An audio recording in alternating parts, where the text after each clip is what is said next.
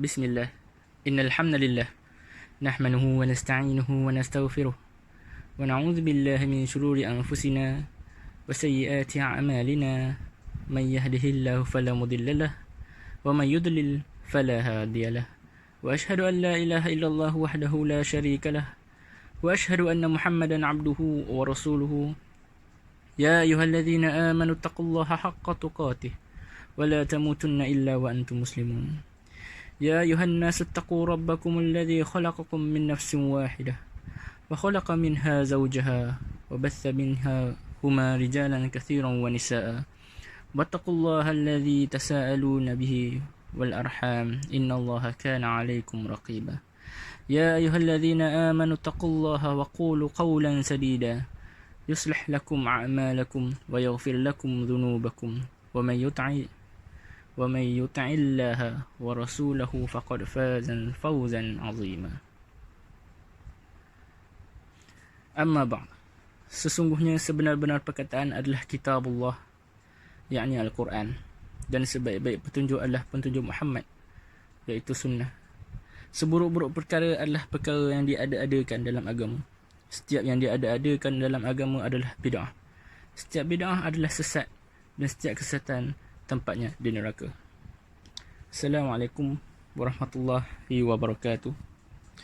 Pada kali ini, alhamdulillah, diberikan peluang untuk kita bersama-sama dalam mendengar sedikit bingkisan tentang daripada buku Membongkar Ramalan Bible yang ditulis oleh Syekh Ahmad Deedat, yang mana diterjemahkan oleh Gerakan Pena Malaysia. Dan pada kali ini kita akan membuka, ini adalah part pertama insyaAllah, dan mungkin ada akan part yang seterusnya di masa akan datang, yang mana kita pun dalam perancangan, dan insyaAllah kita akan go through daripada kulit ke kulit, ya, insyaAllah. Semoga dipermudahkan urusan-urusan kita, insyaAllah. Jadi kita bermula dengan makalah induk. Di sini, bismillah, alhamdulillah, syukur kepada Allah di atas limpah dan kurnia, saya masih diberi keizinan untuk menerjemahkan. Baik, ini adalah makalah induk lah. Kalau kita tengok dalam surat pertama tu, apa yang penting di sini adalah kita mengetahui bahawa buku ini ditulis oleh Syekh Ahmad Deedat, dan tajuk asalnya di dalam bahasa Inggeris yang bertajuk What the Bible dalam kurungan The Old Testament Says About Muhammad, yang mana apabila jika tajuk ini diterjemahkan dalam bahasa Melayu, sepatutnya ditulis seperti apa yang Bible Perjanjian Lama sebut tentang Muhammad. Tetapi disebabkan tajuknya panjang dan kita cuba untuk memudahkan, meringankan lagi pembaca dengan tajuk yang mudah, jadi kita pun memudahkan tajuk untuk bahasa Melayunya sebagai Membongkar Ramalan Bible lah.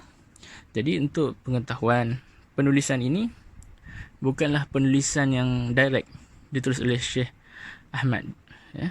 Dia bukan terus, Syekh Ahmad Deedat bukan terus menulis satu buku ini, kerana penulisan Syekh Ahmad Deedat yang betul-betul beliau tulis dan beliau bukukan adalah The Choice.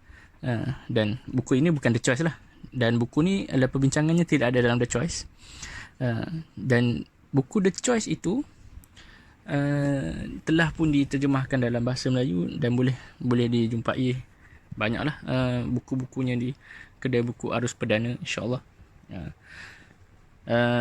Tetapi buku ini adalah buku daripada anak muridnya. Maksudnya anak-anak muridnya yang mendengar recording dia, yang mendengar ceramahnya, kan, yang mendengar lecture, mengumpulkan kata-kata Syekh Ahmad Deedat dan dibukukan di dalam risalah lah, dan risalah itu digunakan oleh banyak NGO, terutama NGO luar negara, NGO dakwah Islam di luar negara, yang mana menggunakan risalah ini sebagai bahan dakwah. Dan pada hari ini risalah ini telah diterjemahkan ke dalam bahasa kita, iaitu bahasa Melayu, yang boleh difahami oleh Nusantara, dan bukulah membongkar ramalan Bible ini. Alhamdulillah, diberi peluang untuk kita bersama-sama dalam menelusuri buku inilah. Jadi Syekh Ahmad Deedat, kita pergi ke biodata, dilahirkan pada 1 Julai 1918 di Surat, Gujarat, India. Maksudnya Syekh Ahmad Deedat ni orang Gujarat lah, orang Gujarat ni India, tapi akhirnya beliau berpindah ke Afrika. Kemudian beliau berpindah ke negara-negara lain lah. Maksudnya kebanyakan waktu beliau membesar adalah di Afrika. Jadi beliau daripada keluarga yang nak kata susah lah dalam menimba ilmu, kerana negaranya bukan negara Islam, kan? Tapi Alhamdulillah beliau juga banyak berguru dengan tokoh-tokoh yang beliau dapat bertemu dengan beliau, dan beliau mendapat idea untuk berdebat dengan orang Kristian ni setelah membaca buku Izharul Haq, yang menuliskan kaedah-kaedah untuk melawan missionary Kristian. Ni buku daripada India lah. Dan sebab itu akhirnya dia termotivasi untuk terus melawan missionary Kristian. Dan Alhamdulillah dakwahnya, berkat dakwah dia sampai sekarang kita masih lihat penyambung-penyambungnya ramai. Kalau kita tengok di Malaysia sendiri, kan? Kalau kita tengok di Malaysia pun sudah ramai yang ada, malah setiap ada NGO yang khas untuk melawan missionary Kristian ini. Baik. Dan itu sebab sedikit tentang Syekh Ahmad Deedat, dan saya rasa saya tak perlu pergi jauh sebab insya-Allah semua orang kenal, ya. Semua orang kita pun kenal Syekh Ahmad Deedat daripada penulisannya, video-videonya di YouTube pun banyak, masya-Allah. Jadi kita akan terus masuk dalam penulisan. Jadi penulisan ini adalah hasil perbincangan Syekh Ahmad Deedat dengan seorang pastor. Jadi dia lebih kepada perbualan. Dia perbualan. Okey. Dan kalau kita baca Bible, kalau pernah kita membuka Bible, kita akan melihat di dalam Bible juga akan ada perbincangan, penulisannya lebih kepada borak. Dia seperti orang sedang bercakap tentang orang ketiga. Maksudnya itu Bible, dan Bible tu sering bercakap tentang orang ketiga. Maksudnya siapa sahaja yang ada di dalam Bible itu maksud Bible itu adalah orang yang ada dalam Bible tu orang ketiga. Maksudnya kalau nak kata itu kata-kata Allah, kalau dia kata itu kata-kata Allah, masalahnya Allah juga diletakkan dalam orang ketiga di dalam perbicaraan Bible. Contohnya, and God say, and Jesus say, and Mary say. So dia bila ada and Mary say, maksudnya ada orang lain yang tengah bercerita bahawa tiga tokoh ini sedang berbicara. Maksudnya yang bercakap dalam Bible bukan Tuhan, tapi ada orang lain yang sedang bercakap tentang orang ketiga. Itu adalah gaya Bible. Sebab itu kita dengan cara logiknya pun sudah boleh menolak terang-terang bahawa Bible bukanlah kata kalam Allah, bukan kalam Allah. Sebagaimana akidah umat Islam, kitab Allah itu ada 4. Taurat dan diturunkan untuk Musa, Zabur diturunkan untuk Daud, Injil diturunkan untuk Isa, dan Al-Quran diturunkan untuk Muhammad sallallahu alaihi wasallam dan seluruh umat sehingga akhir zaman.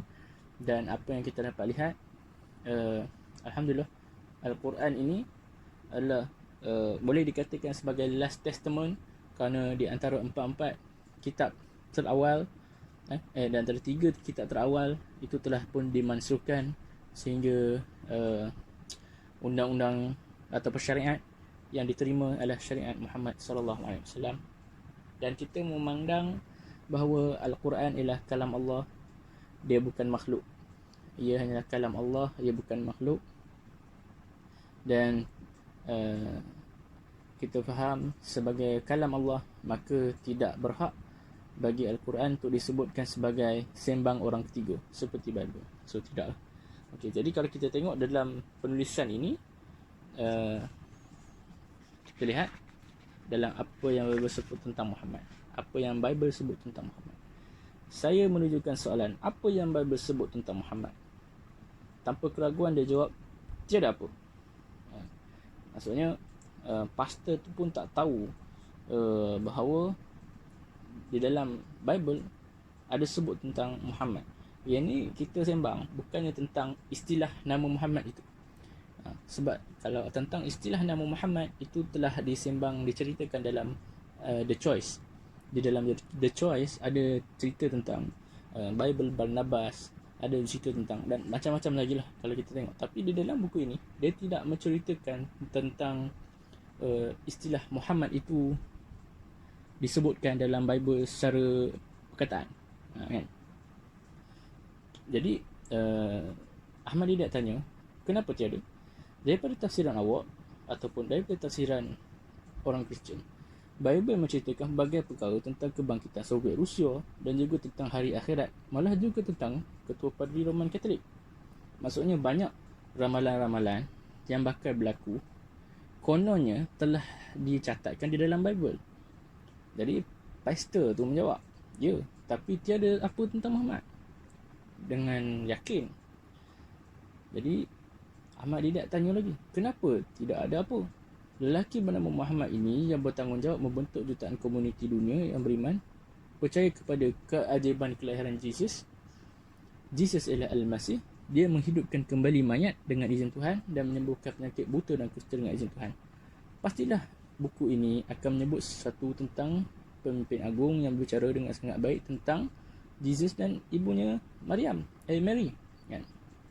Jadi kerana Muhammad SAW dia mempunyai kepercayaan yang menyambung kepercayaan yang sama seperti umat terdahulu Nasrani, kan? Kerana orang Kristian, orang Nasrani, dia percaya bahawa Jesus itu wujud, dia dilahirkan, dan mereka semua percaya Jesus ialah Al-Masih.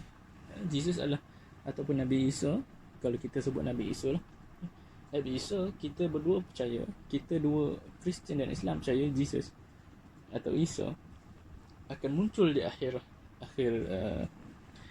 zaman, kan? Dan kemudian kita percaya juga Nabi, antara mukjizat Nabi Isa AS atau antara mukjizat Jesus adalah menghidupkan orang yang mati dengan izin Allah, kan? Jadi macam mana satu kitab, kan, tidak boleh, yang boleh meramalkan tentang Soviet Union, yang boleh meramalkan tentang ketua Roman Katolik dan sebagainya, tidak boleh meramalkan tentang seorang pemimpin agung yang bercakap baik-baik tentang Jesus dan Mary, kan? Jadi itu satu perbincangan, itu satu persoalan, kan?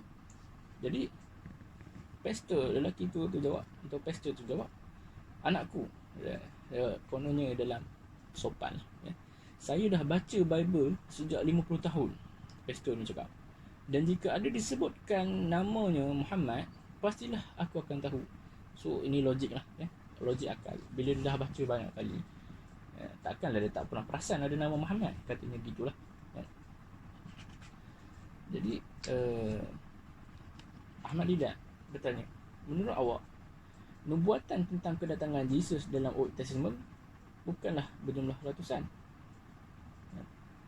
Bukankah berjumlah ratusan? Ya.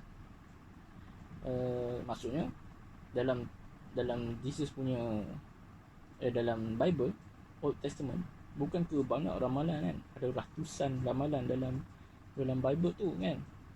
Bukan ke macam tu? Pastor tu cakap bukan ratusan, tapi ribu. Maksudnya lagi banyak kan? Jadi Ahmadi dah kata saya tak akan petikai 1001 nubuatan dalam Old Testament tentang kedatangan Jesus, kerana seluruh dunia Islam telah menerima de facto atau hakikat Jesus dalam ajaran Muhammad sendiri. Kan maksudnya dalam banyak ramalan kita orang Islam ni tak adalah kita nak bantah adanya Jesus kan, malah tak kurang dari berapa ni 1000 juta di dunia ini ialah pengikut Muhammad yang mencintai, menghormati dan menyanjungi Nabi Agung Jesus Christ atau Nabi Isa AS, tanpa perlu orang Kristian meyakinkan mereka dengan hujah Bible. Betul tak? Maksudnya kita tak perlu pun rasa Bible tu betul kan? Kita tak perlu baca Bible pun kita dah tahu dah Jesus ni memang wujud. Daripada ratusan nubuatan yang wujud dalam Bible, bolehkah awak berikan saya satu saja nubuatan menyebutkan tentang istilah Jesus, istilah Messiah, ditafsirkan sebagai Christ? Itu bukan nama tapi itu gelaran. Adakah satu sahaja nubuatan yang menyatakan Mary yang sepatutnya ayahnya bernama Joseph tukang kayu yang akan lahir di tanah Raja Herod dan lain-lain? Tidak. Perincian itu tidak ada. Maka bagaimana untuk menyimpulkan ribuan nubuatan itu merujuk pada Jesus? Maksudnya banyak ramalan di dalam Bible, tapi kenapa tidak ada satu pun di dalam Bible yang menuliskan tentang Messiah atau Al-Masih itu bermaksud Christ? Kerana kita tengok Kristian memang menamakan Jesus sebagai Christ, tapi dekat mana ramalan dalam Bible yang mengatakan, ataupun mana-mana keterangan dalam Bible yang mengatakan bahawa perkataan Messiah atau Al-Masih itu merujuk kepada Christ kan? So dalam banyak-banyak sepatutnya adalah kan. Kemudian kalau kita tengok dalam Islam, kita keluar sedikit. Bila kita tengok dalam Islam, Al-Masih kita bukan saja meletakkan pada Nabi Isa AS, atau bukan saja kita letak pada Jesus, malah kita letak pada satu lagi tokoh akhir zaman yang Imam Mahdi, yang kita panggil dia Imam Mahdi. Imam Mahdi ini akan digelar Jesus juga. Jesus pula akan digelar Al-Masih juga, sama seperti Jesus. Al-Masih Isa dan Al-Masih Imam Mahdi ya. Akan digelar Al-Masih juga. Dan hatta Dajjal juga kita panggil Al-Masih, Al-Masih Ad-Dajjal kan. Itu satu perincian juga.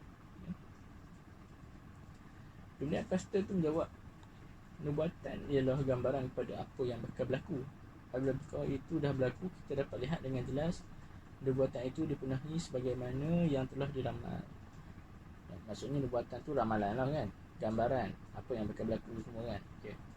Saya berkata, Ahmad Didat kata, apa yang sebenarnya awak lakukan ialah awak membuat keputusan, awak membuat alasan, awak meletak keduanya bersama-sama. Dia kata betul, dia kata benar. Ahmad Didat kata, adakah ini kaedah awak berhadapan dengan ribuan nubuatan yang membenarkan dakwaan ketulinannya? Pastor itu setuju bahawa kaedah itu ialah cadangan yang baik, munasabah dalam menyelesaikan masalah itu. Ahmad Didat meminta membuka Deuteronomy bab 18, ayat 18, yang mana dia lakukannya. Saya bacakan dari hafalan saya dalam versi bahasa Afrika, sebab ini kaedah saya berlatih dengan bahasa kaum teramai di Afrika Selatan. Maksudnya Ahmad Didat minta buka lah Deuteronomy 18 ayat 18. Dia baca dalam ini sebab dia video. Jadi benda-benda ni pun pencatat video ni menuliskan juga. Ini mungkin amanah pencatat untuk sebab satu-satu istilah yang dituliskan oleh Ahmad Didat mesti ditulis dengan baik lah oleh pencatat. Apatah lagi bila catatan itu bakal digunakan untuk kerja-kerja dakwah kan. Okay, jadi dalam Deuteronomy ni dia tulis dalam bahasa Melayu dia, aku akan membangkitkan mereka seorang Nabi di antara saudara-saudara mereka seperti kamu, dan aku akan meletakkan kata-kataku dalam mulutnya dan ia akan memberikan kepada mereka segala yang akan ku utus kepadanya. Okey. Dia punya huraian saya tak perlu cerita sekarang sebab nanti Ahmadi dia akan ulaslah. Okey. Jadi untuk bab seterusnya, Nabi seperti Musa. Jadi setelah membaca bahasa Afrika, saya memohon maaf kerana sebutan saya tidak fasih. Pastor meyakinkan saya bahawa saya berbuat dengan baik. Nubuatan ini merujuk kepada siapa? Okey. Ini semua hiasan lah. Bila bersembang dengan orang face to face, kita akan banyak buat ayat bunga lah kan. Ayat-ayat bagi sedap, cantik dan sebagainya. Jadi soalan yang fokus ialah nubuatan ramalan ini merujuk kepada siapa? Kan? Merujuk kepada siapa? Tanpa ragu, pastor jawab Jesus. Maksudnya, Ahmad Didat tanya dalam Deuteronomy tadi, siapa yang Nabi yang sama macam kamu? Kan? Sebab ini adalah ayat untuk Nabi Musa, untuk Moses. Jadi, soalannya, siapa yang Nabi yang seperti Moses? Kan? Jadi, tanpa ragu, pastor jawab, Jesus. Kan? Jadi Ahmad Didat tanya kenapa Jesus? Sebab nama dia tak ada tulis dalam Deuteronomy tadi. Kan? Deuteronomy tadi tak sebut Jesus dan tak sebut siapa-siapa nak tak mention mana-mana nama, tapi pastor tu boleh sebut Jesus. Jadi dia kena buktikan lah. Jadi Jesus menjawab, memandangkan nubuatan adalah gambaran sesuatu yang akan berlaku pada masa akan datang, kita dapati bahawa ayat ini mencukupi untuk menggambarkannya. Anda lihat kata-kata paling penting dari nubuatan ini, soos is seperti anda, maksud dia seperti anda, seperti Moses, dan Jesus adalah seperti Moses. Jadi dia kata pastor ni dia just cakap ramalan memanglah benda yang kita tak tahu kan, dia akan datang, so benda tu nampak macam Jesus, jadi Jesus lah. Dia tak ada hujah, basically dia just cakap Moses seperti Jesus, itu je kan. Jadi Moses, Ahmad Didat tanya apa sebab Jesus macam Musa kan. Jadi Musa, jawapan dia cakap Moses pada asalnya ialah Yahudi dan Jesus juga Yahudi. Jadi ini baru masuk hujah dia yang pertama, hujah pastor tu, Kristian punya hujah. Moses asalnya Yahudi, Jesus asalnya Yahudi. Yang kedua, Moses ialah seorang nabi dan Jesus juga seorang nabi kan. Jadi dua-dua nabi. Okey, nampaklah sikit. Lepas tu dia kata Jesus itu seperti Moses, dan itulah apa yang Tuhan telah katakan pada Jesus, seperti anda, seperti Moses lah kan. Jadi hujah Kristian adalah lebih kepada kerana dia Yahudi dan kerana dia Nabi. Jadi basically tak apa, kita buka kalau itulah ceritanya, kita boleh fikir berapa ramai lagi Nabi daripada orang Yahudi kan. Kita tengok Nabi Daud juga seorang Nabi yang Yahudi. Kalau kita tengok even Nabi Yahya juga seorang Nabi yang Yahudi kan. Jadi sebenarnya hujah Kristian ini sendiri sudah longgar ya. Jadi Ahmad Didat tanya, bolehkah awak memikirkan persamaan lain di antara Moses dan Jesus kan. Pastor tu kata, saya menjawab, jika ini adalah dua ciri-ciri yang menemui seorang calon untuk nubuatan Deuteronomy, ciri-ciri ini juga disesuaikan oleh tokoh Bible selepas Moses. Tengok, Ahmad Didat pun menyebut Solomon, Yesaya, Ezekiel, Daniel, Hosea, Joel, Malakai, Yohanes, Pembaptis dan lain-lain, kerana mereka juga semua Yahudi dan juga Nabi. Mengapa kita tidak perlu menerapkan nubuatan ini kepada mana-mana Nabi ini, dan mengapa hanya kepada Jesus? Kenapa kita harus membuat ikan satu dan unggas yang lain? Ni bidalan Syekh Ahmad Didat lah, dia buat bidalan kan, pepatah. Jadi Ahmad Didat pun sepatutnya saya tak boleh sebut tadi sebab Ahmad Didat akan sebut kan. Okay, jadi Ahmad Didat sebut hujah tu, Nabi lain pun ada juga Yahudi. Jadi pastor tu jawab, anda lihat kesimpulan saya adalah bahawa Jesus adalah yang paling tidak sama seperti Moses. Dan jika saya salah, saya ingin anda membetulkan saya.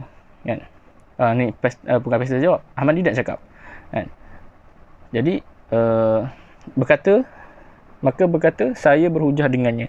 Pada mulanya Jesus tidak seperti Moses. Kerana menurut awak, Jesus adalah Allah, tapi Moses bukanlah Tuhan. Kan? Jadi Ahmad Didat kata Jesus dengan Moses tak sama, sebab menurut orang Kristian Jesus tu Tuhan kan. Jesus tu Tuhan. Ini saya salah terjemah lah. Kalau membeli buku saya cetakan pertama, saya tulis Jesus adalah Allah. Terjemahan tu lebih yang sebenarnya ialah Jesus adalah Tuhan. Okay? Tetapi Musa bukanlah Tuhan. Adakah ini benar? Kan? Jadi Tuhan dan tak Tuhan itu berbeza lah kan. Jadi dia jawab betul, benar. Ahmadi dah kata, oleh itu Jesus tidak seperti Musa. Seperti Moses. Kedua, menurut awak, Jesus mati untuk dosa dunia, tapi Moses tidak mati untuk dosa dunia. Adakah ini benar? Kan? Orang Kristian, dia berkata, Jesus mati sebab dosa manusia. Ya, dosa dunia. Moses tak mati sebab tu. Dia tak wafat sebab tu. Kan? Jadi pastor kata, oleh itu Jesus tidak seperti Musa. Bukan. Ahmad Didat kata, oleh itu Jesus tak seperti Musa. Ini bukti Ahmad Didat untuk memangkah pastor tu. Sebab pastor tu kata, Jesus ialah sama dengan Musa. Jadi Ahmad Didat pangkang dengan dua hujah pertama, iaitu satu, orang Kristian kata Jesus bukan Nabi, Jesus itu Tuhan dan Musa itu Nabi. So itu satu. Yang kedua, orang Jesus kata, orang Kristian kata Jesus mati kerana dosa dunia dan Moses tidak. Jadi itu dah dua benda yang tak sama. Ketiga, menurut awak, Jesus telah melawati ke neraka selama 3 hari, tapi Moses tidak pernah ke sana. Adakah itu benar? Pastor tu jawab betul. Ya, benar. Saya menyimpulkan oleh itu Jesus tidak seperti Moses. Jadi ini antara hujah lagi satu, iaitu Jesus pernah ke neraka. Kan? Kata orang Kristian tu pernah melawat ke neraka selama 3 hari. Orang Kristian berpandangan seperti itu. Dan Musa tak pernah. Kan? Tapi pastor, saya menyambung tu Ahmad Didat menyambung. Ini bukan fakta yang sukar, fakta teguh, fakta nyata. Ia hanya menjadi kepercayaan yang mana anak kecil boleh tersadung dan jatuh. Ini bidalan lah. Mari kita berbincang dengan sangat ringkas, sangat mudah, sehingga jika anak kecil awak dipanggil untuk mendengar perbincangan, tidak akan menyukakan pemahamannya. Kan? So ini adalah kata bunga lah. Ahmad Didat ajar untuk bersembang dan sebagainya. Disebabkan ini daripada video, jadi bunga-bunga tu ada. Okay? Jadi pastor tersebut bersetuju dengan cadangan itu. Pastor tu setujulah. Moses ada ayah dan ibu. Muhammad ada ayah dan ibu. Jesus tak ada ayah ibu. Pastor jawab betul. Ya. Jadi Ahmad Didat kata dalam bahasa Afrika tu, Darum is Jesus ni soos Moses ni mar.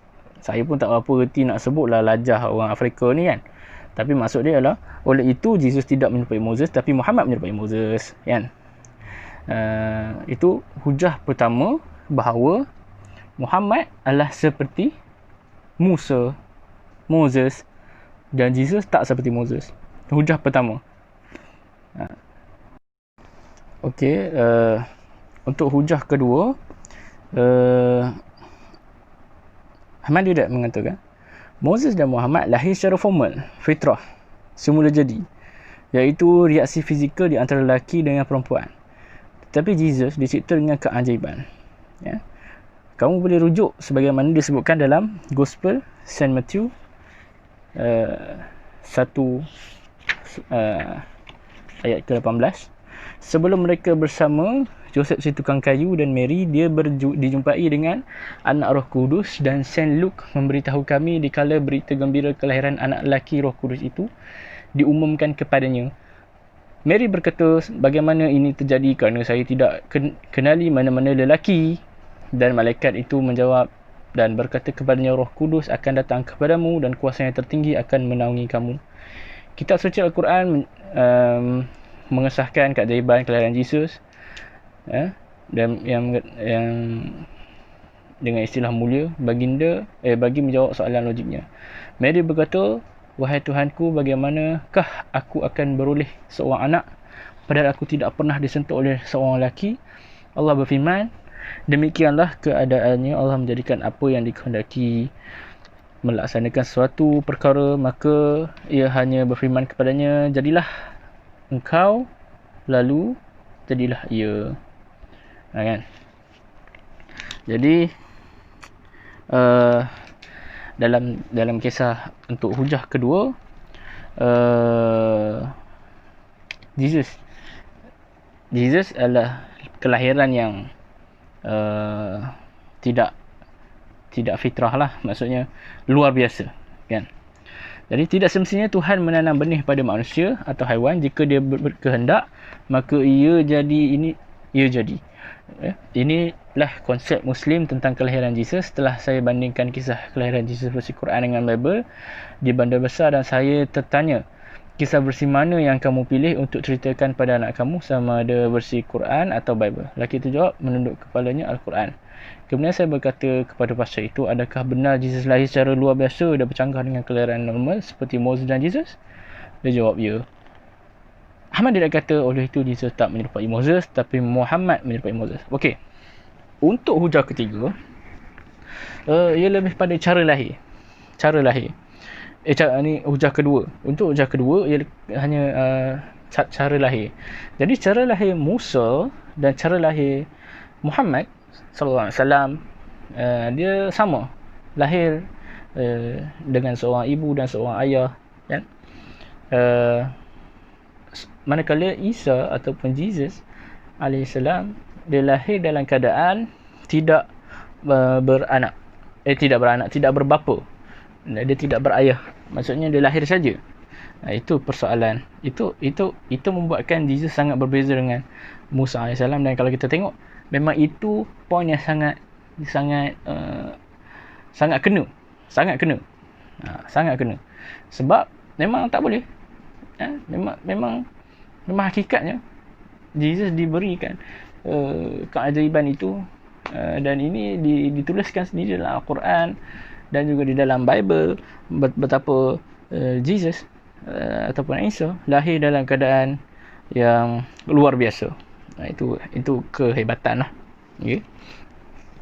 Jadi untuk hujah ketiga, Moses dan Muhammad berkahwin dan mempunyai anak, tetapi Jesus kekal bujang sepanjang hidupnya. Benar? Pastor tu kata benar. Okey, maksudnya Jesus tak kahwin lah. Jesus tak kahwin, tapi Nabi Musa AS dia berkahwin. Dan begitu juga dengan Rasulullah SAW, Muhammad SAW juga berkahwin dan beranak. Hujah keempat, hidup Moses dan Muhammad diterima sebagai rasul oleh umatnya, tidak dinafikan. Yahudi banyak membebankan Moses dan membunuhnya di gurun pasir, tapi sebagai umat Yahudi, mereka sedar bahawa Moses adalah seorang rasul dan Tuhan hantar kepada mereka. Kaum Arab juga menyukarkan hidup Muhammad. Baginda tersiksa dengan teruk di tangan orang Arab. Selepas 13 tahun berdakwah di Mekah, baginda berhijrah dari tanah kelahirannya, tapi sebelum kewafatan baginda, umat Islam Arab keseluruhannya telah menerima baginda sebagai Rasul Allah. Tapi jika dirujuk pada Bible, Jesus datang sendiri, tetapi dia sendiri tidak menyatakannya. Sehingga hari ini, selepas 2000 tahun, umat Yahudi keseluruhannya telah menolak baginda adalah benar. Okey. Untuk hujah keempat ni, dia lebih pada penerimaan umat kepada Rasul tersebut. Contohnya, apabila Musa AS ataupun Moses diturunkan untuk orang-orang Yahudi, untuk orang Jews, orang-orang Yahudi menerimanya dengan baik, walaupun memberikan kesukaran, kadang-kadang selalu juga menyusahkan Nabi Musa AS. Tapi secara umumnya orang Yahudi akan memuji Musa ataupun Moses AS, menerima dakwah pada ketika itu, dan memang itu berlaku. Tak sama dengan Muhammad SAW pun sama. Minta maaf. Muhammad SAW juga sama. Kerana Muhammad SAW turun pada bangsa Arab, dan bangsa Arab juga ada menyerang baginda, ada yang menyusahkan baginda, tak menerima baginda. Tapi akhirnya sekalian Arab menerima Rasulullah SAW. Kalau hari ini, kalau kita kata Muhammad SAW, majoriti orang Arab akan menerima. Kita tak nak ceritalah orang Kristian di Lebanon ke, orang Kristian di Mesir ke, tak nak ceritalah tu. Kita nak kata keumumannya. Bila kita kata orang Arab, itu sangat sinonim dengan Mekah, dengan Madinah, tempat kelahiran Rasulullah, tempat kelahiran Rasulullah SAW, tempat tinggal Rasulullah SAW, kan. Memang gitu. Sehingga pada hari ini orang Yahudi akan memuja Moses, dan orang Islam akan berselawat ke atas nama Muhammad SAW. Jadi maksudnya, kepada umat apa yang Allah utuskan Rasul itu, umat itu menerimanya. Berbeza dengan Jesus, yang mana Jesus diturunkan kepada kaum Yahudi, kaum Jews, tetapi orang Yahudi dan Jews, orang Yahudi ataupun orang Jews ni menolak Jesus mentah-mentah. Mentah-mentah. Jadi ini sangat berbeza dengan keadaan Jesus, sangat berbeza dengan keadaan Moses, tapi Moses berdekatan, hampir sama keadaannya dengan Muhammad SAW. Jadi itu adalah bukti keempat bahawa Musa sebenarnya sama dengan Muhammad, tidak sama dengan Jesus. Okay. Dan InsyaAllah buat masa ni itu saja untuk hari ini. InsyaAllah kita akan ada lagi perbincangan di hari akan datang, di video akan datang insyaAllah. Doakan agar perjalanan video ini dapat berjalan dengan lancar insyaAllah. InsyaAllah kita bertemu, kita akan menyambung lagi di sesi akan datang insyaAllah. Assalamualaikum warahmatullahi wabarakatuh.